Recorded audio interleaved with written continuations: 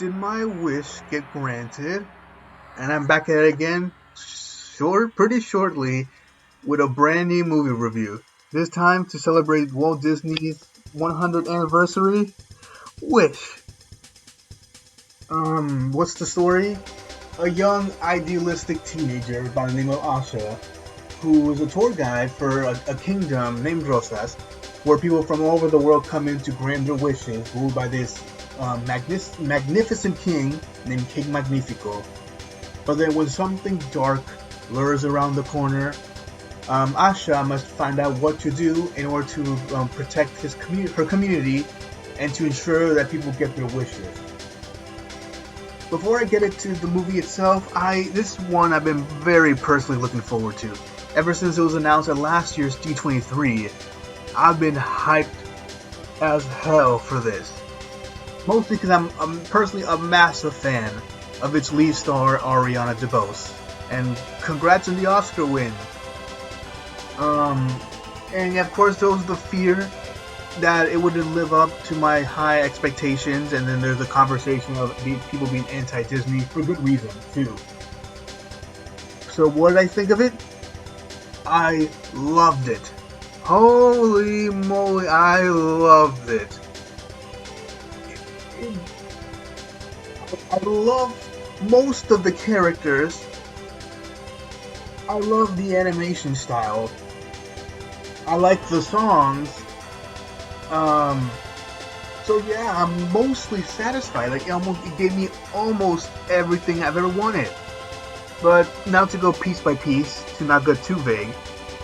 Asha is a quirky protagonist on the verge of like someone like Anna or Moana, or Rapunzel, and Mirabel. But hey, if I like them, I like them. The voice acting kind of helps for like the cast to make them like at least likable, even though they probably don't stand out, because for sure this is pretty tropey and has story elements that have already been done before. But hey, if people like Moana doing it, then why not this one? The characters from Asha to her pet goat to even Star are endearing, and you wouldn't want to take your eyes off them. The animation, which falls in the heels of like Spider-Verse's tradition of combining CGI and with lower frame rate and 2D animation, but this time imitating watercolor paintings instead of comic books or drawings or fairy tale books. So it's like a nice change of pace to make it stand out from the crowd. And sure, Star is there to like exist as merchandise, but hey, at least he or she, I don't know what the gender was, they were pretty adorable and cute, and they didn't drag the humor down too hard.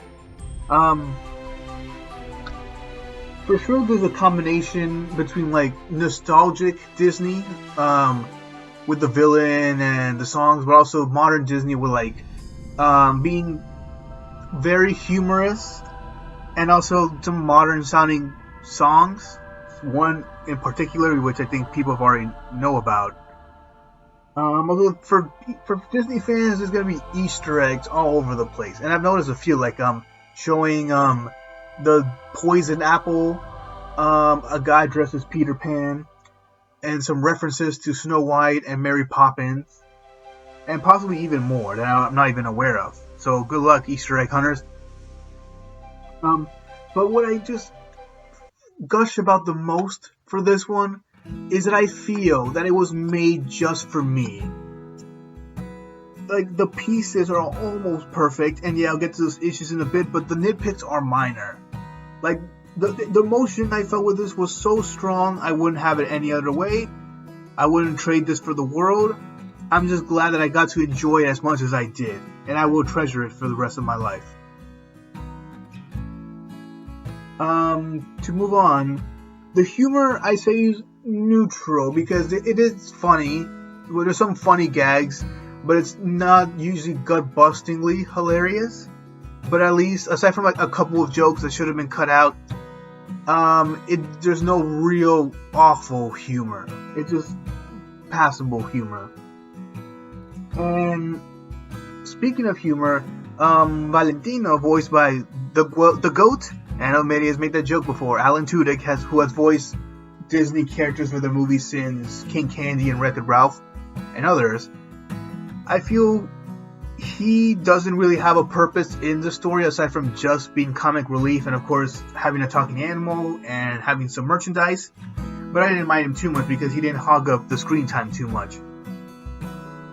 And for the side characters, of course, one of the beating hearts of it is her grandfather, Saba, whose wish has never been granted, and him having to wait many years since he's turned 100. And of course her mother and her friends, which consist of, I guess you could call them knockoffs or inspired by the Seven Dwarves. But with them being so many, it kind of feels like you don't need all of them. I feel like half could have been taken out, and not much would be missed because some of them only say a few lines of dialogue and don't contribute much to the story. And I know the whole weird thing about this existing, it is a 100-year anniversary movie. So of course it's going to be a partially throwback film, which of course depends on the person and what they're looking for, because the weird cycle of opinion of this is like, of course, those are the Disney stuff that people loved before the 2000s, before they had their fall grace, their temporary fall grace, aside from the occasional underrated hit here and there. But of course, since they've been roasted hard by DreamWorks with their Shrek movies and other Disney parodies, and Disney got tired of being made fun of, so when Tangled, Frozen, and Beyond, they went the meta approach of constantly making fun of themselves and subverting expectations and having somewhat more complex stories, but also either having no villain or having a twist villain. But they did that so many times that people got tired of it, and that became its own formula, so they kind of decided to do the reverse. So for some, it may be seen as too straightforward and too similar to previous classic movies, but hey, if it gave me what I wanted, what can I complain about? Also, the music, the songs are good. I don't dislike any of them. There's some I like the least, but there's so many that I just enjoy and I think we'll be re-listening to plenty of times. But of course, the highlight being the film's main anthem, This Wish, sung by Ariana herself, and get sung twice in a reprise later on. The movie could have been longer because it was shorter than I thought it was going to be. Even though it felt kind of grand and epic by the end, it did feel shorter. The climax felt shorter. I thought it was going to go on a bit longer, but I guess they ended it pretty swiftly.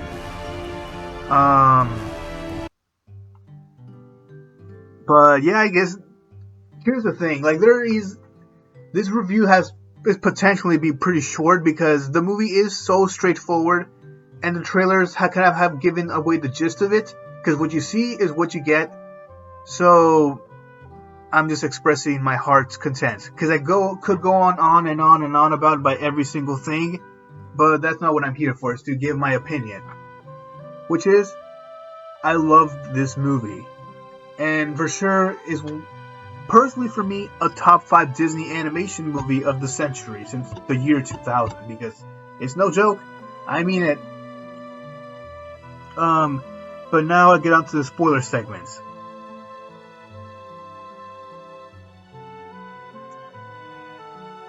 So the spoilers, again, if you've seen the trailers, is what you expect it to be. It will go beat for beat what you think it will happen. But I guess for spoilers, I'll just go to like the nitpicks that I had. Well, other nitpicks is that some stuff does get pretty vague. Like supposedly Saba's wish is to inspire generations through a song, and there's a post-credit scene that showed that he created the When You Wish Upon a Star song. But I wish it could have been shown more during the movie, so just seeing as an Easter egg that many are gonna miss. Also, they didn't show what her mother's wish was gonna be. So yeah, there's some vague things here and there, and also I wonder why King Magnifico even had an evil magic book, considering it was going to brainwash whoever uses it, and sure, they could pull that only for emergencies, but still, I don't think that's any emergency is worth corrupting a person. Also, to go back a bit on King Magnifico, he's a pretty good villain. Not one of the greats, because of course he's a trope. Of course, he's inspired by other villains, but I guess the voice acting from Chris Pine comes along pretty well, and his songs are pretty good. I don't care what anyone says, they're pretty good. And since he has some solid motivations and doesn't start off evil in the beginning, he starts off as a decent but strict guy, but then gets more frustrated because people ask too much of him, considering the song "This Is the Thanks I Get." But he does have kind of like a bit of arrogance and selfishness, even though he hasn't granted that many wishes, but makes people believe in him as this benevolent ruler. But yeah, I think he's done pretty well. Also, speaking of characters, just Queen Amaya, who's pretty okay. Because she does serve kind of a purpose in the story of being a foil to Magnifico and helping the others, but in the hindsight, she could have also been taken off because she's not that important, but hey, I don't mind. Oh yeah, the songs, I'll go one by one if I can recall them all. Welcome to Rosas is a very Spanish sounding banger. At all costs is memorizing. This wish is gorgeous. I'm the Star is catchy. This Is the Thanks I Get is a bop. A very modern sounding bop, but a bop nonetheless. Some of the lyrics are kind of bizarre, but hey, good energy.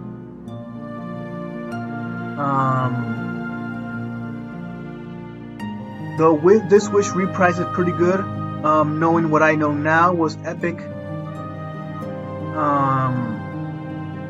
Also, not even counting the song, but that weird chicken dance song was something, alright. Same with the My Butt Found It gag. The ending, like I mentioned, is what you expect it to be. I was wondering how the citizens of the kingdom managed to sing that song at the end, because it wasn't the exact same lyrics he sung, but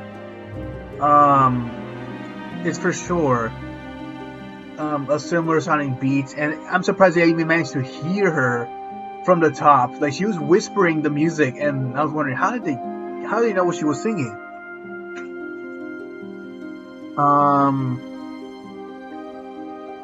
For all the Disney movies since 2010, Wreck-It Ralph is still my number one, but number two has 4 movies competing for that spot, being Tangled, Frozen, Moana, and Wish. So I got to rewatch them all to decide what it's gonna be, because man, this movie's pretty short, but still good. Could have been longer, but still good. So I'm gonna treasure this. I give this movie a 90 out of 100, and I mean barely makes it to the 9, like by an inch. But hey, there's the story, there's the emotion, there's the narrative, there's the movie. Wish. The end credits were pretty touching. Like, I was kind of tearing up by the end credits because it did a tribute by showing designs of like previous Disney movies. There was some baffling choices of who they picked over others and which ones they skipped out on, and they could, because it was time for to show more. But hey, I like what they did. It's a pretty good conclusion. Well, not conclusion. A good tribute to what they managed to accomplish. I'm glad they made it this far to show this accomplishment. Also, by the end, Asha becomes a sort of fairy godmother.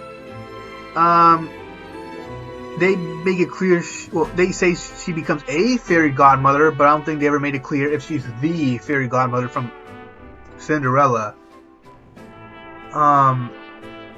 But yeah, I hope there's a solid explanation on that. But hey, like I said, I love this movie. If you're willing to be a fan of something like this, give it a chance. Up to the next 100 years and beyond. and to have more great movies. Hopefully, the people will treasure with their memories and their hearts forever. That's all, you guys. See you on the next one. Now, where is that dang wishing star?